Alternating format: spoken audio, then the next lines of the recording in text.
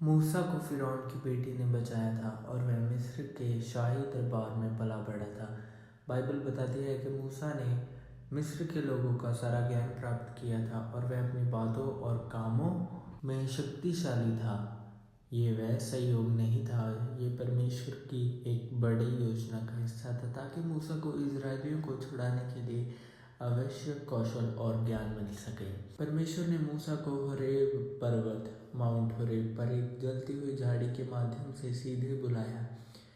ये एक असाधारण घटना थी जो दर्शाती है कि परमेश्वर उसे व्यक्तिगत रूप से चुन रहा था। परमेश्वर ने मूसा से कहा, मैंने सचमुच अपने लोगों की दुर्दशा को जो मिस्र में है देखी है और उनकी आह और उनका रोना सुन लिया है, इसलिए उन्हें छुड़ाने के लिए उतरा हूँ। जब परमेश्वर ने उसे ये विशाल कार्य सौंपा तो मूसा ने शुरू में हिचकिचाहट दिखाई और अपनी अयोग्यता बताई, लेकिन अंत उसने परमेश्वर की आज्ञा मानी। परमेश्वर ने किसी ऐसे व्यक्ति को नहीं चुना जो पहले से ही नेता हो या पूर्ण रूप से तैयार हो। मूसा ने मिस्र में रहते हुए एक मिस्री को मार डाला था और फिर 40 साल तक जंगल में अपना जीवन व्यतीत किया।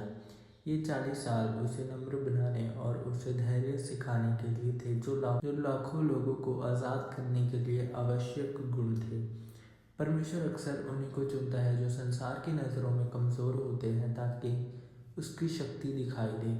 इजरायली पूरी तरह से गुलाम थे और उन्हें आस नहीं थी। परमेश्वर ने उन्हें उनकी दयनीय स्थिति के कारण चुना ताकि वह अपनी दया और शक्ति दी। जैसा कि एक सूत्र में बताया गया है, परमेश्वर ने उन्हें तब चुना जब वह सबसे कमज़ोर और मिस्र की गुलामी में थे, ताकि ये दिखाया जा सके कि मुक्ति उसकी शक्ति से आई है, न कि इजराइल की ताकत से। परमेश्वर ने मूसा को इसलिए चुना क्योंकि वह सिद्ध नहीं था, बल्कि इसलिए कि वह परमेश्वर की आवाज़ सुनने और उसकी आज्ञा मानने के लिए तैयार था।